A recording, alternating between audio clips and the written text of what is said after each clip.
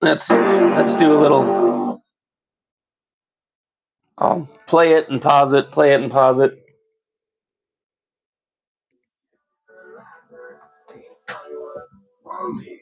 Okay. So that's Trump, Melania, this Zampoli guy, and what's her name? I already forgot. Amanda Ungaro. Merry Christmas.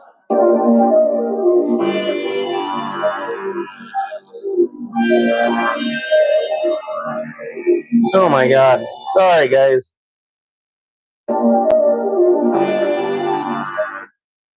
So Amanda Ungaro said, "Hello, Melania."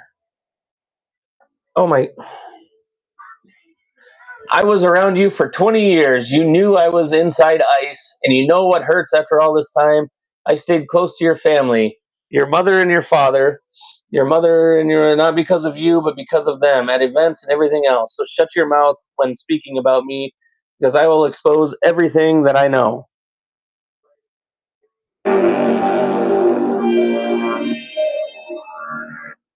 And again, Amanda Ungaro, I will tear down your corrupt system, even if it's the last thing I do in my life. I will go all the way. I am not afraid. Maybe you should be afraid of what I know, of who you are, and who your husband is.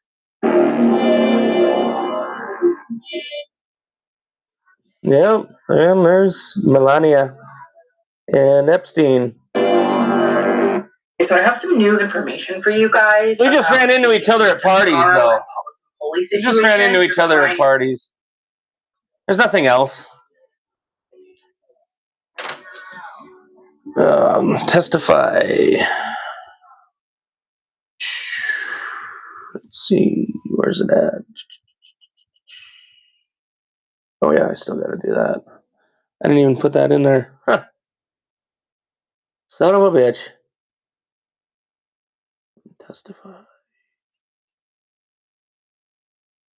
Here you go. This is Juliet Bryant. I'm an Epstein survivor. Epstein survivor.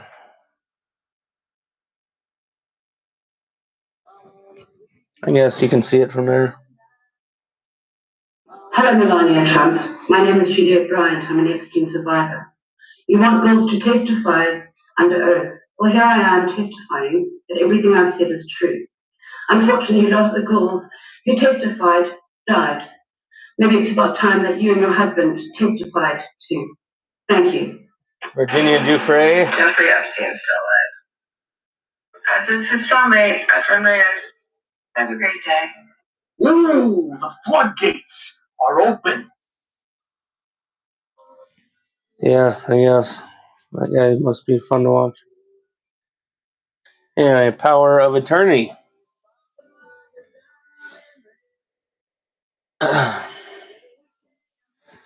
So, I, Jeffrey E. Epstein, trustee of the Zorro Trust, a New York trust, hereby appoint John J. Kelly as attorney, in fact, an agent to act on my behalf.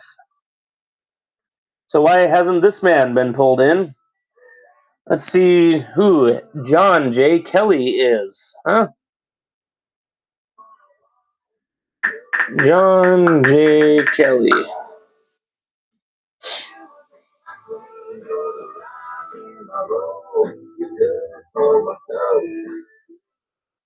I guess there's not a single picture of John J. Kelly on Google.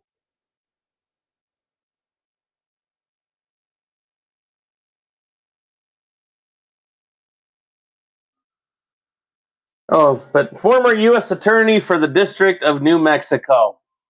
That's who got power of attorney over Zorro Ranch as Epstein got pulled in 2016 or 17. 18? 2017. Yeah. So the Attorney General of New Mexico.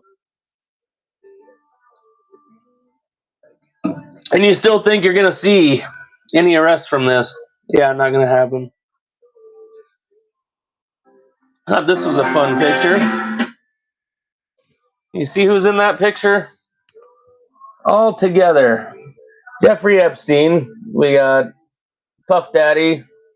Bill Gates, Jay-Z, Hillary and Bill Clinton, and this guy over here is, oh my god. Oh, I don't know his name. Stop. Stephen Hawking. There you go. Stephen Hawking with P. Diddy. And you're telling me it's all not interloped together, huh? Okay. Again, why you're not going to see any arrests? Because everybody's just going to shut up about it and call it a hoax. That's some pussy shit, dude. Why would you not call this out? I just don't understand. But anyway, these are not Epstein. Well, at least on the surface, they're not. Another monster. So, a trans child murderer released 30 years early. Jonathan Richardson, a man pretending to be a woman, murdered his 11-month-old stepdaughter. Last year, a judge ordered urgent gender-affirming surgery for him. Now he's walking free on the streets. How is a child killer allowed back out after such a short time? Because they want these people on the streets. They fucking hate our children. And the fact that people are just not even exposing it, not even talking about it, you're just gonna, I don't even know how you can focus on anything else. Even if you don't have kids. Even if you don't have kids, why aren't more people standing up and talking about this shit? And I'll show you why at the end of this little segment here. Personal.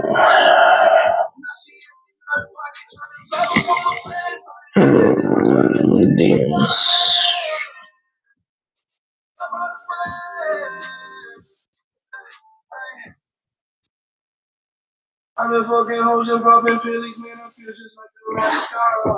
So, the FedEx driver, what the hell's his name? Tanner Horner, allegedly snatched a little girl, or here we go. FedEx driver accused of abducting and strangling 7-year-old Athena Strand.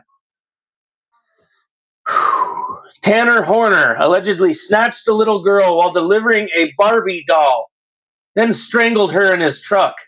New photo shows Athena alert in the back, contradicting his "I hit her by accident" story. DA warns jury will hear audio of the 250-pound man attacking the 67-pound child. Death penalty eligible. Justice for Athena. I'm not going to show the video. I'm not going to show it. If you got thick skin, strongly recommend it. If you're not fucking mad yet, you will be. How much you want to make a bet? Or where are they at? That's in, where did that happen? Yes, I don't even know what city that happened. Tanner Horner.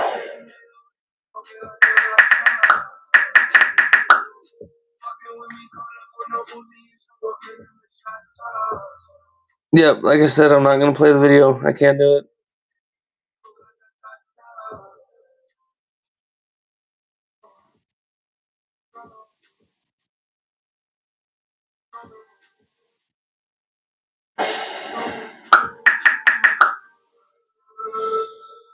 In Texas. Okay, so yeah, maybe he will get the death penalty. At least Texas is still barely hanging on to American values, I guess. Yeah, so here's Will Ferrell laughing about child trafficking. Clown out!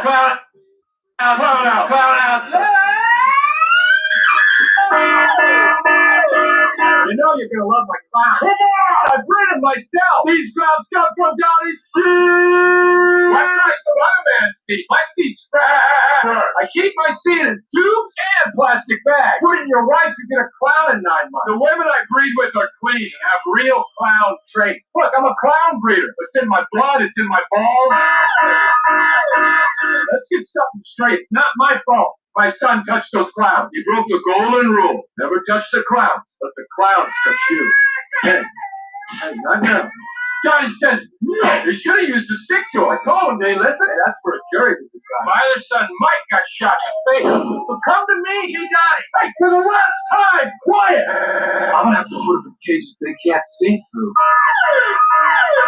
Hey, this is Gabriel. Hey, I made him refresh. No, not a good time right now. I'm going to have to bury him in the back if he keeps acting like this. I'm the original child clown man. Right from the Hey, John. Clown out. Yeah, that's funny, huh? Real fucking hilarious, dude.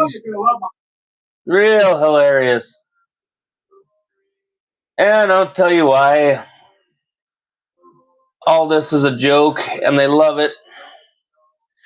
Archaeologists in Tunisia found a burial ground containing over 20,000 urns. Inside each one were the burned bones of a child. When they translated the inscriptions on the graves, they wished they hadn't. In 1921, archaeologists in Carthage, modern-day Tunisia, uncovered something beneath the soil that no one wanted to believe. Thousands of small clay urns. Inside each one were the charred bones of infants. Most were newborns, days to weeks old. Some were a few months. Buried alongside them were the bones of lambs, suggesting some parents substituted an animal when they could not bear to give their child. Above the urns were stone markers, over 6,000 of them, carved with dedications to two gods, Baal Haman and his consort Tanit. The inscription said the parents had made a vow that Baal heard their voice, that the child was the payment.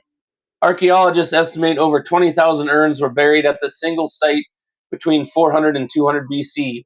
The ancient Greek historian Diodorus described it: a giant bronze statue of the god with outstretched arms tilted downward.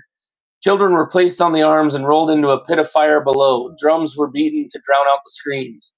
For decades, modern scholars dismissed this as Roman and Greek propaganda, lies invented to demonize Carthage. But in 2014, a team including Oxford University analyzed all the evidence and concluded the child sacrifice was real. The bones were real, the inscriptions were real, the age distribution did not match natural infant death, it matched deliberate selection. And as the centuries went on, the proportion of animal substitutes decreased. More and more children were burned. Carthage was one of the most powerful civilizations in the ancient world. It rivaled Rome. It controlled trade across the Mediterranean, and beneath its streets, parents were burning their newborns alive to fulfill promises to a god. The site is still there. It is a UNESCO World Heritage Site. You can visit it today. So that's what we're doing now. That's what we're doing. That's what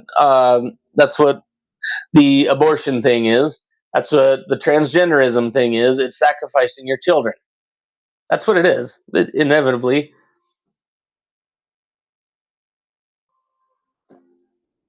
And two of the major countries that play that game are the United States and Israel, the state of Israel. Anyway, let's get into the Iran war. The Iran war. Let's see here. Alright, this music's too quiet and slow, man. I need some. Oh, we're back up.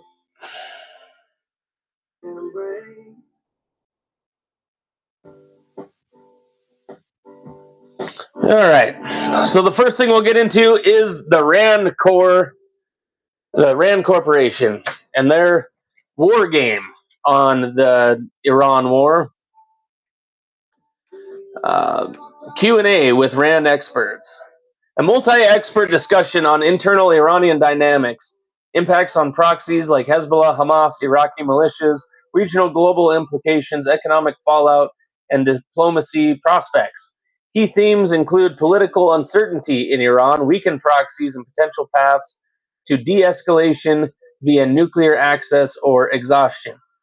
Trump's Iran war is a dilemma, not a debacle. at the very beginning, March, April, argues the war is progressing operationally toward U.S.-Israeli goals, destroying missiles. And the Navy proxy rollback is slower. Iran's escalate to de-escalate has backfired, alienating Gulf states who now urge continued pressure. Iran's escalation strategy won't work. In March, critiques Iran's broad strikes on regional targets and civilian economic infrastructure as likely to isolate it, further damage to its economy, and fail to force U.S. withdrawal. Yeah.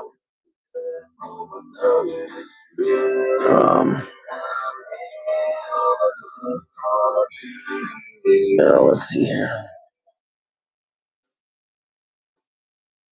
Rand.org. Just give me 1 second here.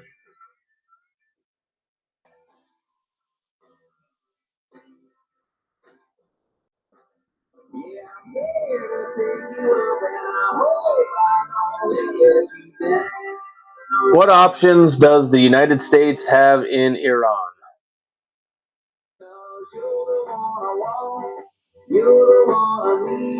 Yeah, I'm not going to read the whole thing here, but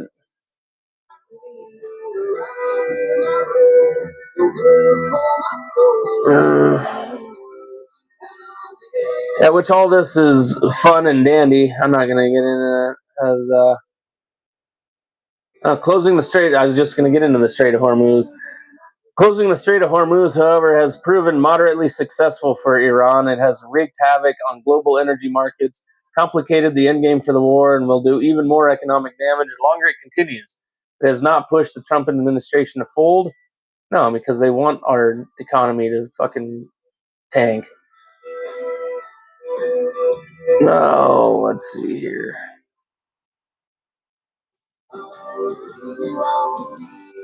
Let's see. Alright, well, let's move on here.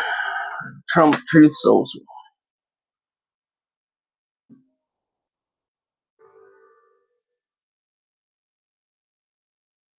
What was that? Yeah, okay.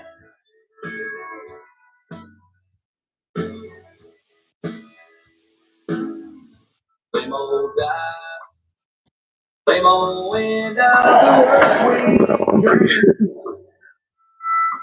Bartender knows my name, but I don't mind. No, that ain't the right one. Well, for the love of God, said work phone.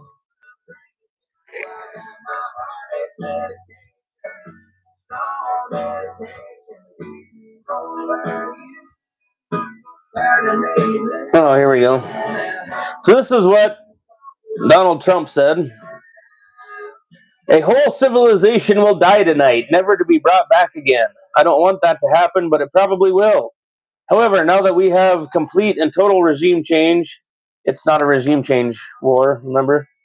Where different, smarter, and less radicalized minds prevail, maybe something revolutionary, wonderful can happen. Who knows? We will find out tonight, one of the most important moments in the long and complex history of the world. 47 years of... I'm not going to gaslight you.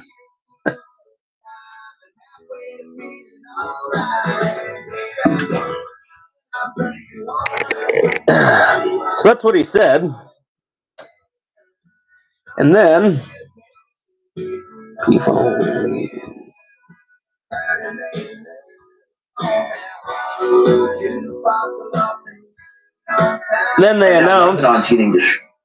Then they announced that through Pakistan, we reached a ceasefire agreement to push it back 2 weeks. 2 more weeks. And we're going to work on this. Let's listen to Rex Jones break this down. This is my post. I created this little video. I do this every day of the week at Vinmeister33 on X.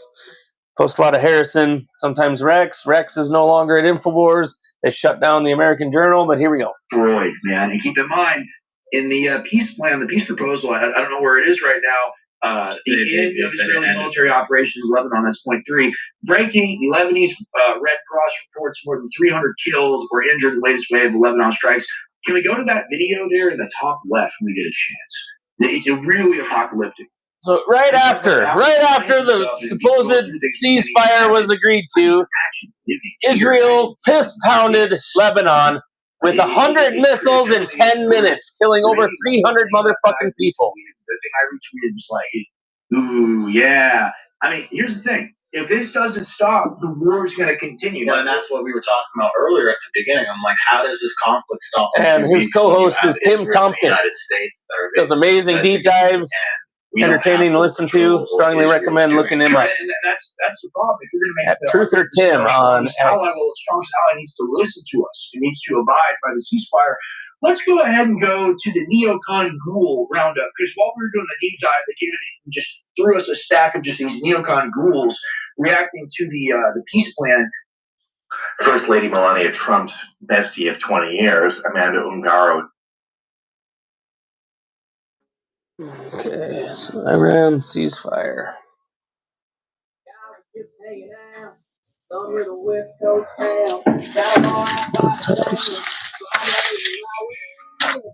Oh Lord, where's that at? Oh yeah, tablet.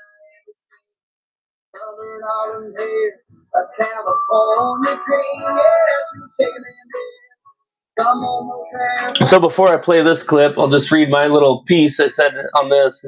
The Iranians never agreed to a ceasefire. Trump admitted in his post that Pakistan asked him to push it back 2 weeks to avoid the danger flowing their way from such an attack. Nevertheless, even if they did, neither us or the state of Israel would have recognized a ceasefire by the weekend at the very least. This is gaslighting and fake info, narrative bending. So yeah, missiles raining down on Tel Aviv less than 2 hours after a ceasefire. This comes from the Hodge twins. Iran just shattered the agreement. No, they didn't. They never agreed to shit, actually. They didn't agree to a damn thing. And even if they did, Israel shattered the agreement like an hour after it happened, like killing 300 civilians in Lebanon. Once again, Israel has an excuse to bomb, so they just bomb whoever the fuck they want. And just, oh yeah, well, we're at war. It's part of the war. No, you're pushing the borders of the Greater Israel Project. Fucking bullshit, dude. Fake ceasefire.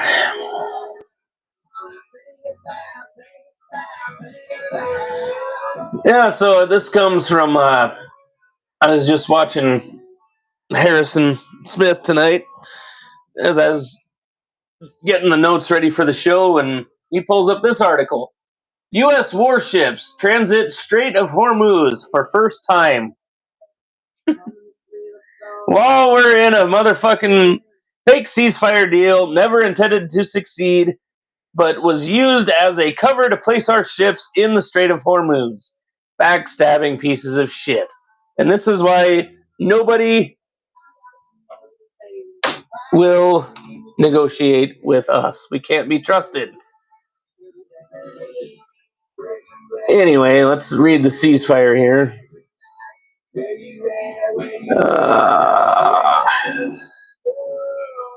Pakistan brokered a 2-week temporary ceasefire.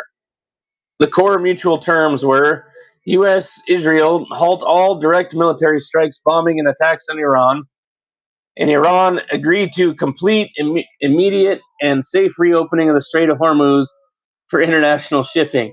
And I just showed you what we did. We moved our warships in there.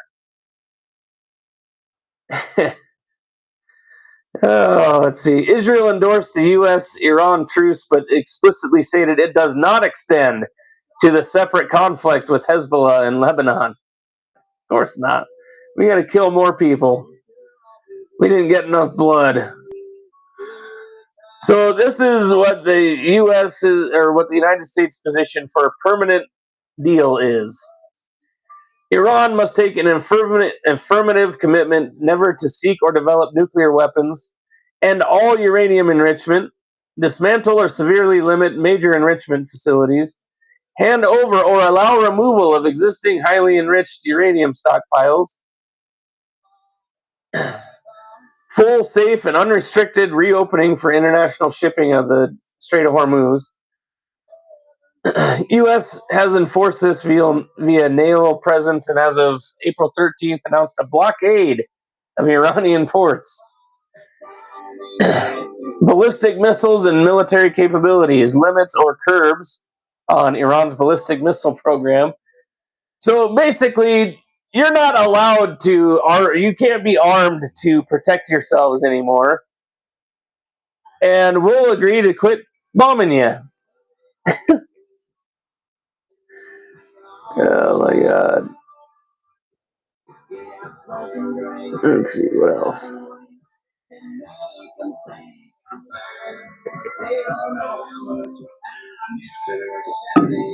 And it was announced today that the agreements have not been reached. Announced by J.D. Vance this evening, actually.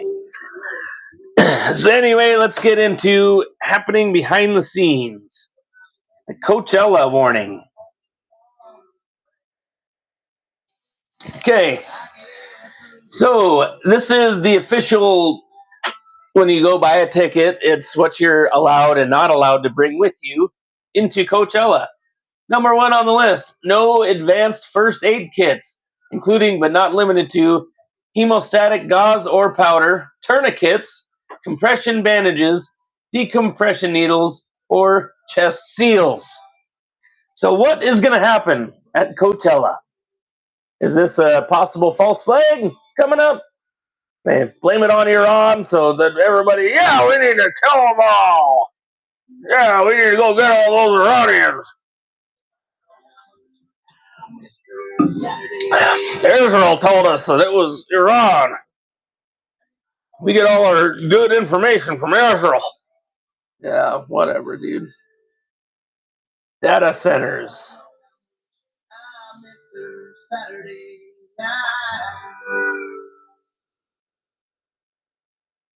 Where are we at with data centers?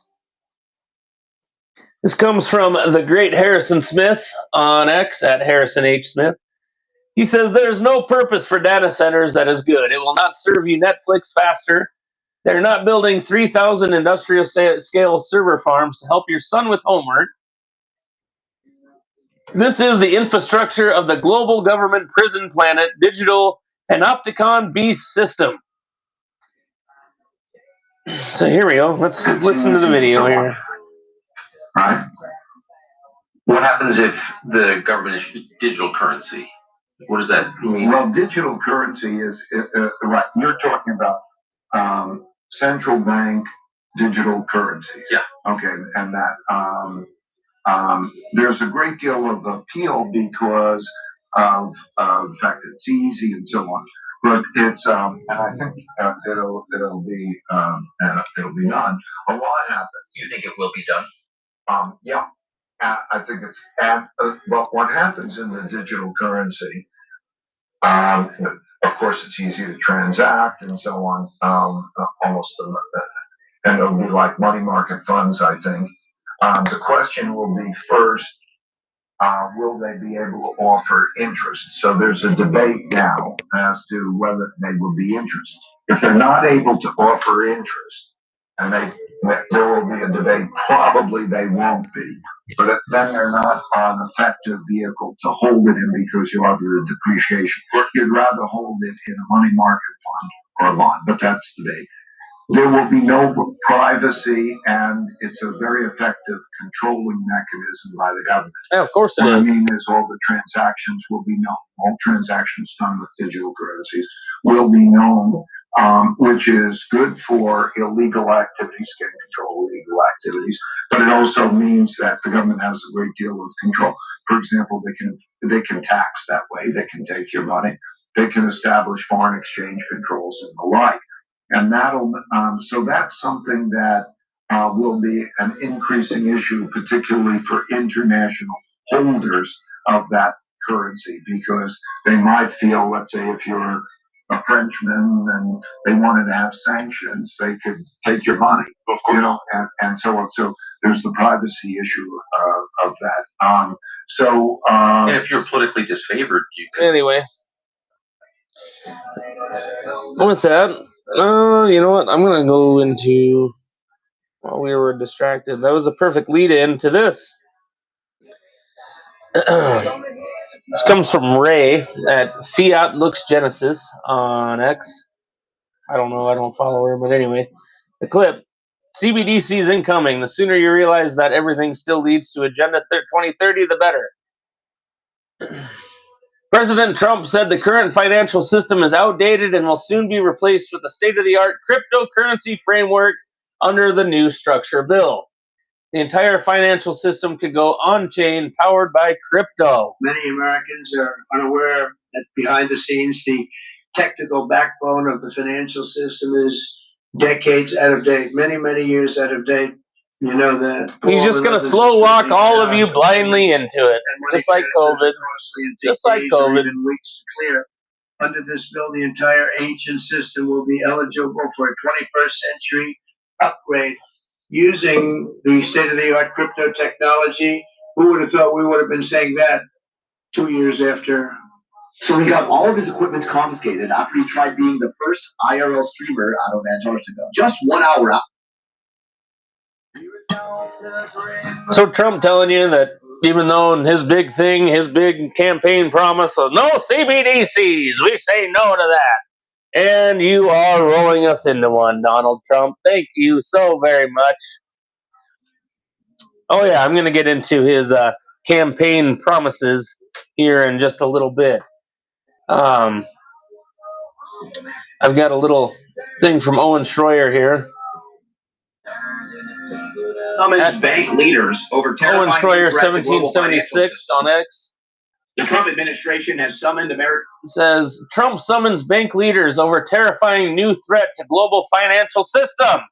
His most powerful bank chiefs to an urgent closed-door meeting over an AI model its makers warn could bring down a blue-chip company or breach national defense firewall. Oh, of course. Treasury Secretary Scott Bessent and Federal Reserve Chair Jerome Powell convened the session at Treasury headquarters in Washington, D.C. on Tuesday to address Mythos, a new model from AI giant Anthropic. So it goes on and on and on. They're pumping AI. And then they're talking about the financial system. So all of this is pretty concerning. You think, especially considering what the Trump administration is trying to do as far as cryptocurrencies are concerned. You know, Trump used to come out against the central bank digital currency, maybe not so much anymore. I actually had a discussion earlier today. We're going to air this. We're going to air this at the end of the show.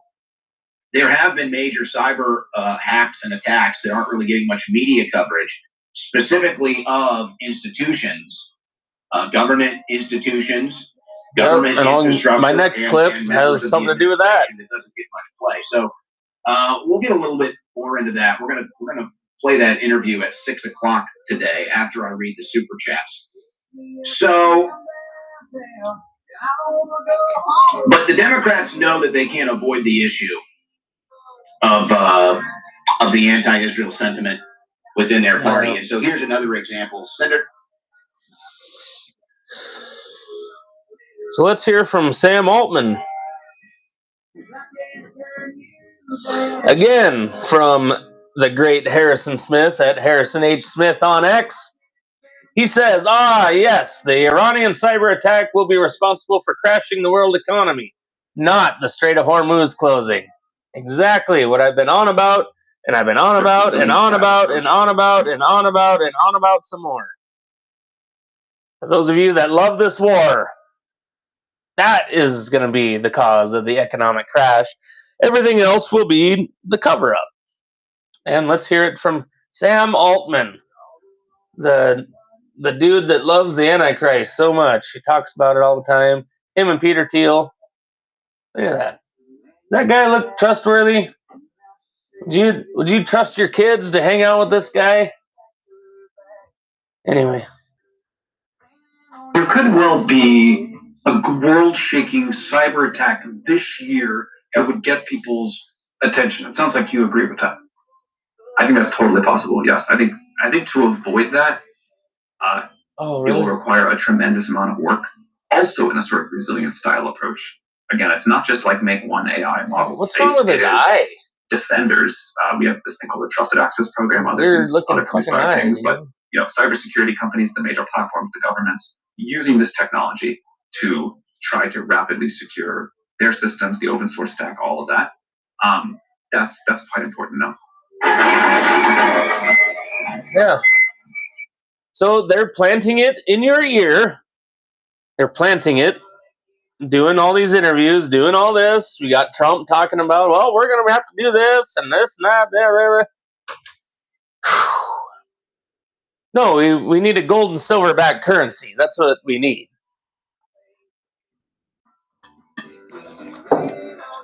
I mean, no matter what, in order to start a new system, this one's going to have to crash. But anyway, I've covered that so many times, I don't want to talk about it anymore. I'll be forced to talk about it again soon. But anyway, let's get into the health section. Oh, let's see. Biosludge betrayal. This comes from Natural News, which is ran by the great Mike Adams, Health Ranger. You can find him on X at Health Ranger. Biosludge betrayal: how America's farmlands have become sewage dumping grounds. Beneath the pastoral image of America's heartland, a silent, state-sanctioned crime is unfolding. Chemical and municipal waste, cynically rebranded by a slick public relations campaign, is being spread across the nation's farmlands as fertilizer. This material, known as biosolids, is nothing less than processed sewage sludge. A toxic stew of human and industrial waste. Gross, Mike. Why you gotta say it like that? The practice represents a grave and underpublicized threat to public health, concealed by layers of institutional deception and fraudulent science. This isn't a case of accidental pollution. It's a deliberate policy of dumping poison where our food is grown. The chronic disease epidemic ravaging America, soaring cancer rates, neurological disorders, and infertility is not a mystery. A direct line can be drawn from the toxins in the sludge to the sickness in our communities. So let's see here. Oh, it's really long. So I just want to get to the... What exactly is in this biosolid fertilizer? It is a concentrated cocktail of the most dangerous substances of modern life.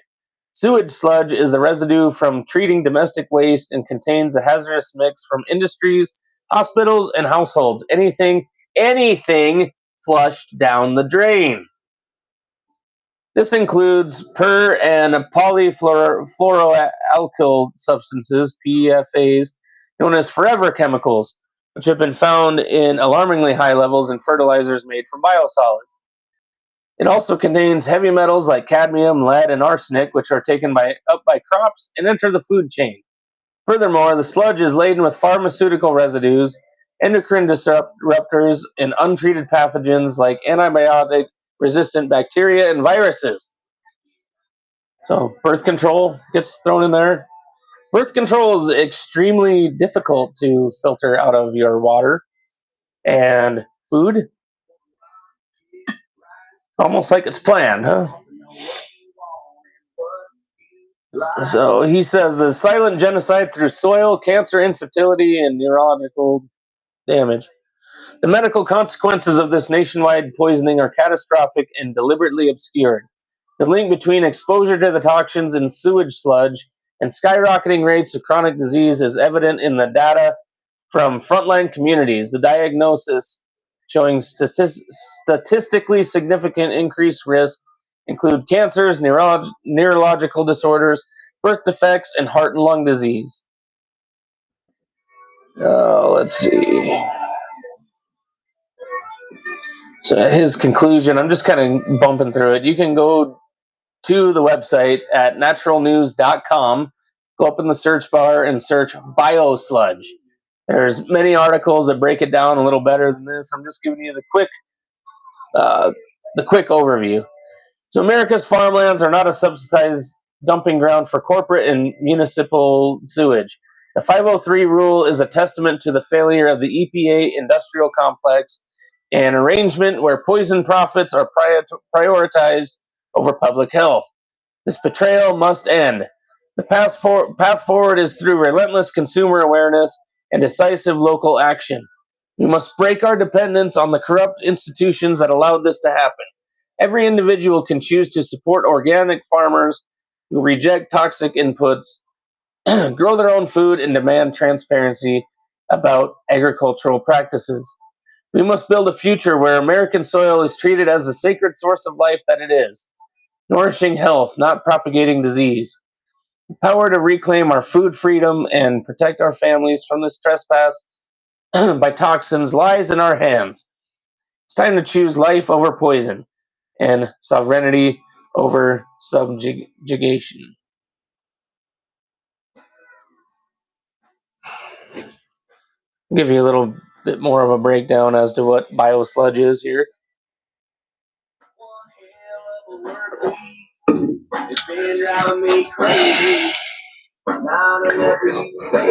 Yeah, so all these major manufacturers, producers of, any kind of veggie, any kind of fruit, I mean, even your beef, all that shit, it's all affected by this biosludge, where they're literally profiting off of your shit. So it's waste that as they filter it out, all that crap, literal crap, gets pushed to the side, and then they resell it to these major manufacturers, major farmers, whatever, on these huge ranches and this, that, the other thing. And they fertilize the crops that we eat with human feces, blood, fucking who knows what else, dude. Like I said, birth control. Anytime someone flushes a bag of whatever down the toilet, it is going into this biosludge. Let's see. Biosludge is a byproduct of wastewater treatment processes. It comprises concentrated semi-solid materials that remain after treating sewage and industrial wastewater. This substance includes human waste, industrial chemicals, pharmaceuticals, pathogens, heavy metals, and microplastics, which are ultimately condensed into a slurry-like consistency. The composition of biosludge varies. Let's see.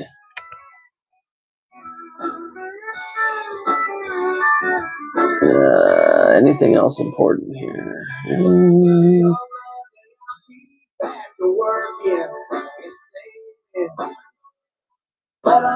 Yeah, so that's biosludge used by most of your crop producers, ladies and gentlemen. So anyway, let's get into what else science is doing behind the scenes here.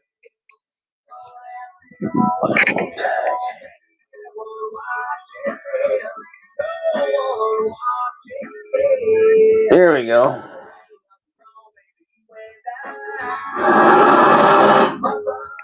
So an Oscar, the line between life and tech just got thinner. Creepy biotechnology. That's what I hate about fucking it's an Insta for this shit.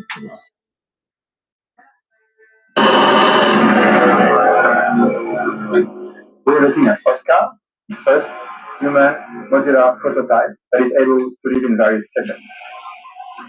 What's going to happen is that I'm going to connect the brain to the heart module to activate the blood circulation. Now, the lung is going to start breathing. You can see both organs are now collaborating. I can add a kidney module. I can add a liver module. To start actually the organism to move. Now it's looking for the oxygen temperature, which is 37 degrees. If I have another limb, Oscar will recognize it and initiate some new possibilities. Yep, pretty creepy, huh?